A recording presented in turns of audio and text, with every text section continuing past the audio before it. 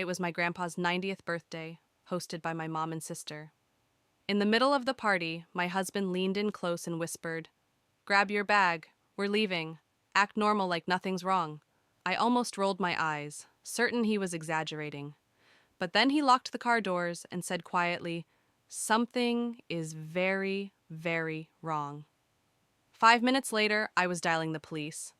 It had been years since I'd seen most of these relatives. 5 years, for some even longer for others.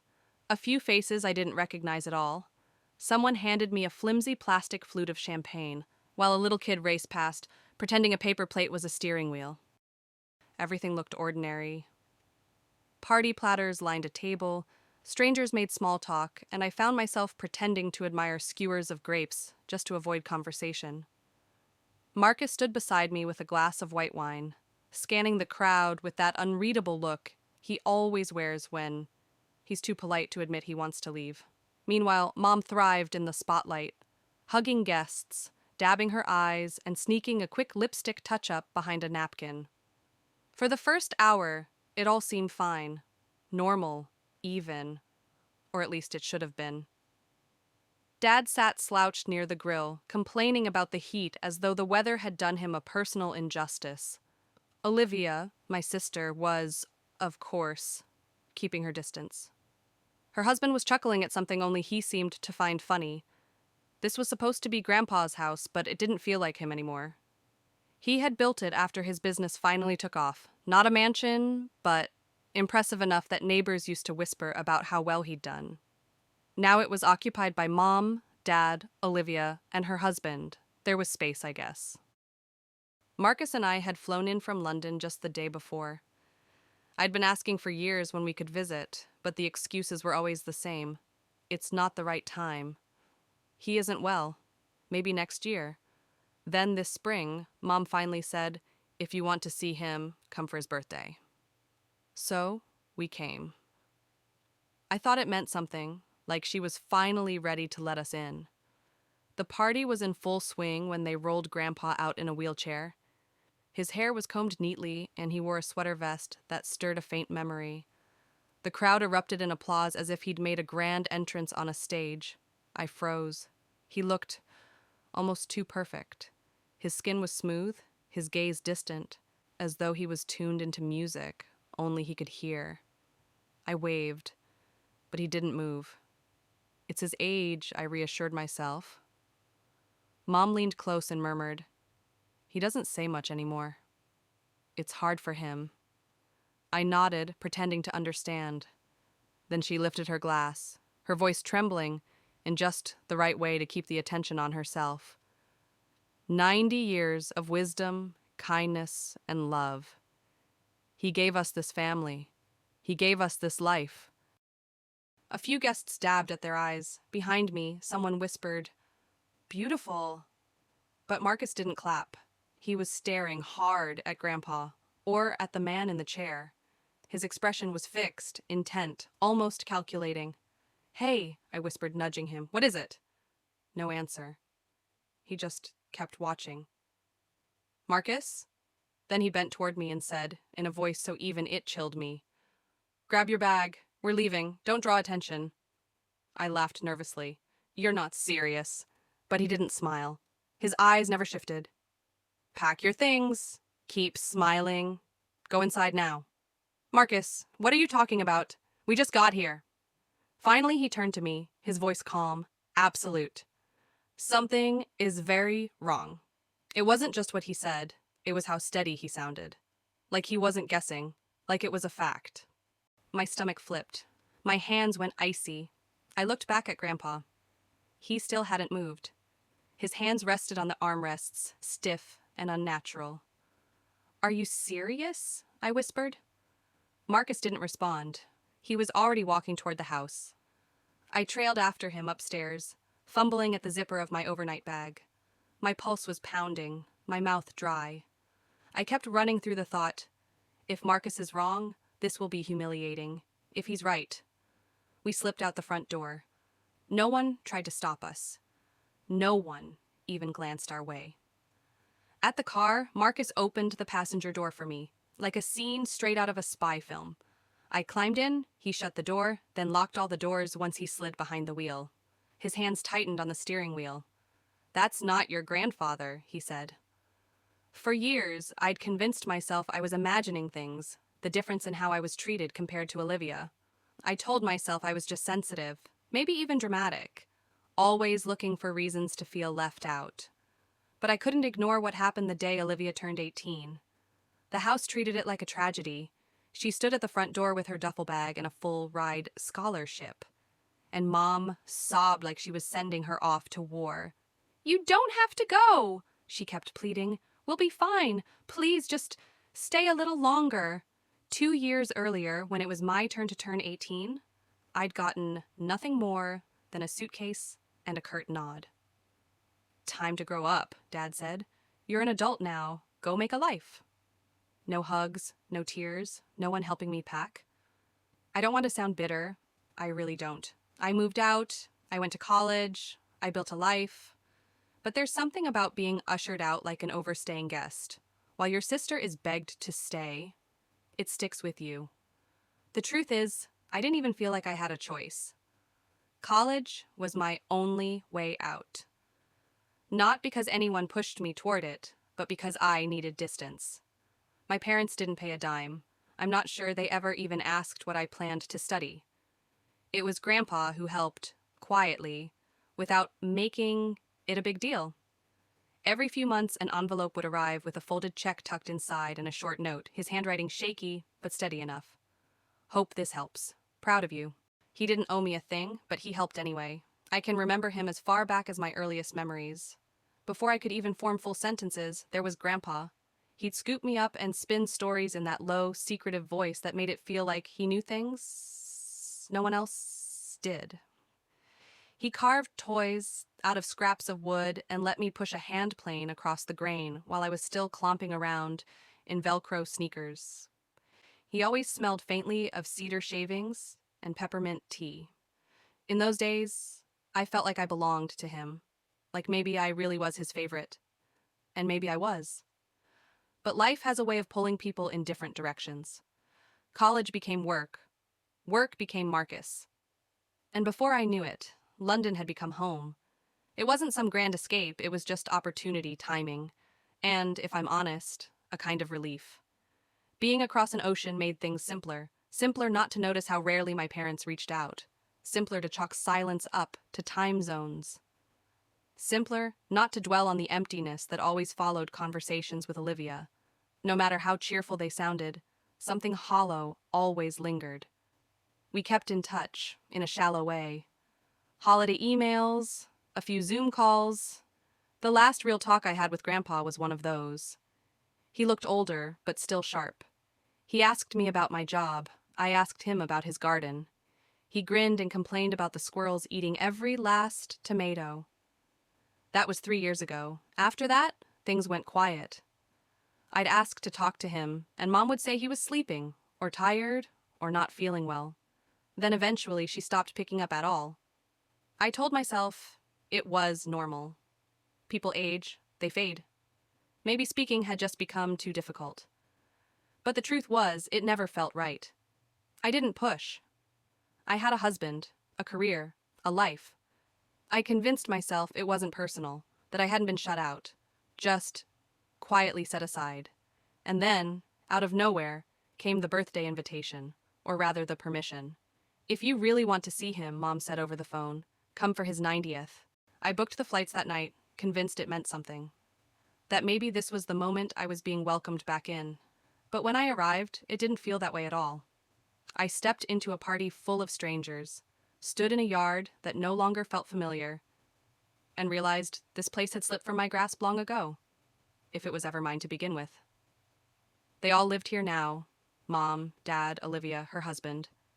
They fit into the house like it had always been theirs, like they were the true family. I was just a guest.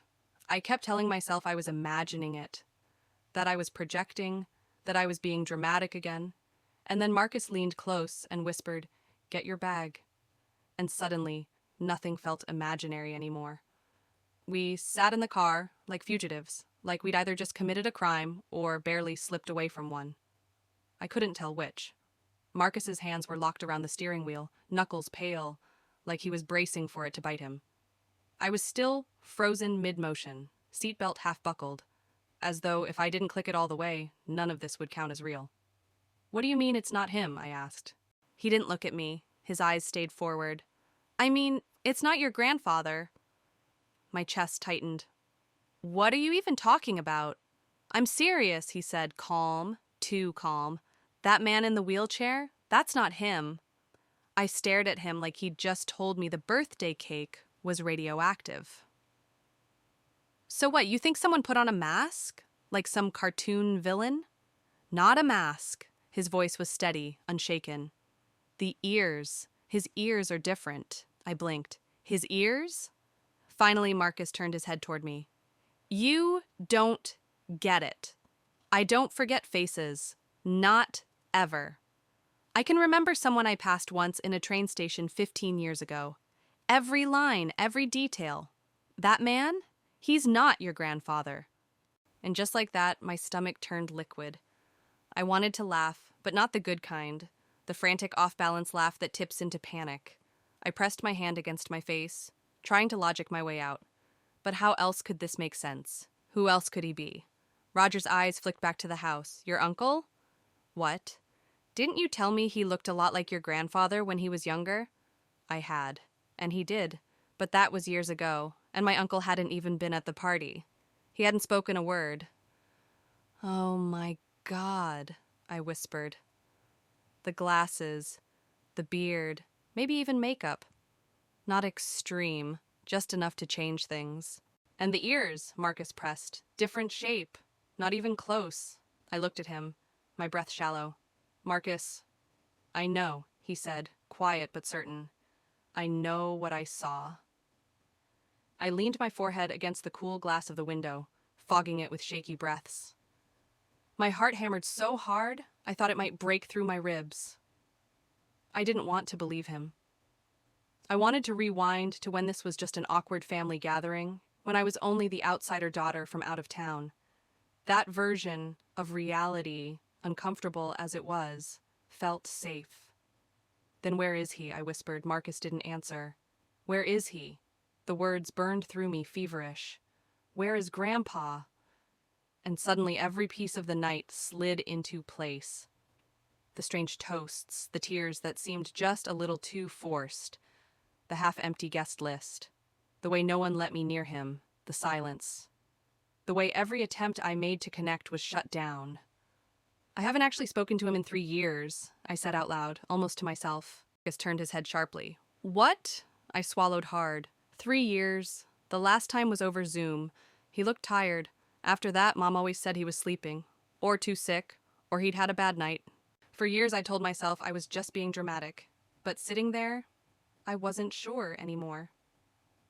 Maybe I hadn't been overreacting at all. Maybe I'd been shouting into a void the whole time. "Okay," Marcus said finally, steady but firm. "You need to call someone." I looked at him. "The police?" He gave one sharp nod. "If we're wrong," I started. "We're not." I froze, unable to move, unable to breathe. Mom's face flashed in my mind as we left, the taut little smile that never reached her eyes, the faint shake of her head, like I was some uninvited guest barging into my own family. "I'm going to ruin everything," I whispered. "Clara," Marcus said softly, "you're not the one who ruined this." I picked up my phone. It felt impossibly heavy, like it was made of stone. My thumb hovered over the screen before I finally pressed call. The police arrived sooner than I expected. 2 plainclothes officers, quiet, measured. They spoke to us outside the car. I explained what I could, though it wasn't much, and tried to make it sound rational, which it didn't. "I know how this sounds," I told them, "but I believe someone is pretending to be my grandfather. I don't know where he really is, and I think something's wrong." They didn't laugh. They just asked calm, careful questions, the kind that feel like traps, even when they're not. Then they nodded and walked up to the house like they were just delivering a parcel. I stayed in the car, watching. The party didn't explode into chaos. No screaming, no running. It was worse than that. Everything simply dulled, as if someone turned reality down a few degrees. Guests still held their glasses, still wore smiles, but now their eyes darted. Their shoulders tightened. The officers began pulling people aside. One spoke to Mom. Her expression flickered, like someone had just told her the wine was corked. Then she got defensive. She gestured, shook her head, her mouth moving quickly, but her hands frozen stiff at her sides. She didn't touch anyone. Not even Dad. He stood apart from the group, staring at the hedge like it might give him answers. At last, the man in the wheelchair lifted his head. He said a few words, quiet, clipped. Then he gave a small nod. It wasn't over, not even close. One of the officers came back to us. "Can you stay close? We'll be in contact soon." "Is it him?" I asked, my throat tight. "Is it my grandfather?" He kept his tone measured. "We're still confirming a few things." "But you know," I pressed. "You know it's not him." He didn't respond to that, just repeated, "We'll be in touch," before walking away. I sat there, every second heavier than the last, my mind looping the same question over and over. Where is he? Where is he? Later that night, my phone rang. Mom's voice, furious, breaking, somewhere between sobs and screams. "How could you?" "You called the police. On your own family." On us, Mom's voice cracked through the line, sharp, raw. "You think you're better than us because you left? Because you live far away?" I opened my mouth to speak, but nothing came out. "You don't understand," she pressed on. "You weren't here. You didn't see. We did what we had to, for him, for all of us." My throat burned. "What did you do?" I asked, my voice breaking. "Where is he?" Her reply was ice. "You don't get to ask that. Not after this. Not after what you've done." "Where is Grandpa?" Silence, then a deadline. When the knock came at our hotel room the next morning, my stomach lurched. I thought I might vomit. Not only from fear of the police, though that was part of it, but because a sliver of me still hoped Marcus had been wrong. That he'd misread things. That it was all mistaken identity. Wrong face. Wrong details. Wrong everything. But the officers weren't there to arrest us, or even to question us. They were there to tell me the truth. My grandfather was dead. Had been for 3 years. They didn't phrase it bluntly. They were composed, measured, one officer doing most of the speaking, while the other watched me like I might run. "There's been a voluntary statement made. The family reports that Mr. Ellis passed away in March 2022. They say it was natural causes. The burial was private." I sat down hard. My legs had stopped working, my hands numb. "We're treating this as an open investigation until the coroner can verify the circumstances," the officer continued. His words bounced off me like rain against glass. I heard them, but they didn't sink in. 3 years. 3 years I'd been sending birthday cards, asking for Zoom calls, wondering if I'd done something wrong, if Grandpa was angry at me for leaving, if maybe he was too tired, too sick, too confused. Number he was gone, and they never told me they hadn't told anyone. The rest is a blur. I think I asked if he'd suffered. They said they didn't know yet. I think I asked if the man at the party had been my uncle. They nodded. I wanted to scream, to shatter something, to crawl out of my own skin. Instead, I whispered, "Thank you." Polite, small, like the good daughter I had never been allowed to be. "What happened to him? What did you do with his body?" I demanded. "You don't get to ask that," she said, her voice cold and hard. "You weren't there." "But I asked every year," I insisted. "You were lied to," she shot back. "We were protecting him, protecting you. He didn't want his death to be a spectacle. He wanted peace." I laughed. A dry, cracked sound, bitter and broken under the weight of it all. "You didn't protect him," I said. "You robbed him." Then she hung up. Weeks went by. The investigation dragged, then suddenly sped up. There were statements, interviews, subpoenas. Finally, the coroner confirmed what my family had claimed. Natural causes. My grandfather had passed away quietly in his sleep. No violence, no foul play, just an old man's peaceful end. For the first time since the police arrived, I cried, because now, finally, I could grieve without question. But the fraud, the impersonation, the money, that was another matter entirely.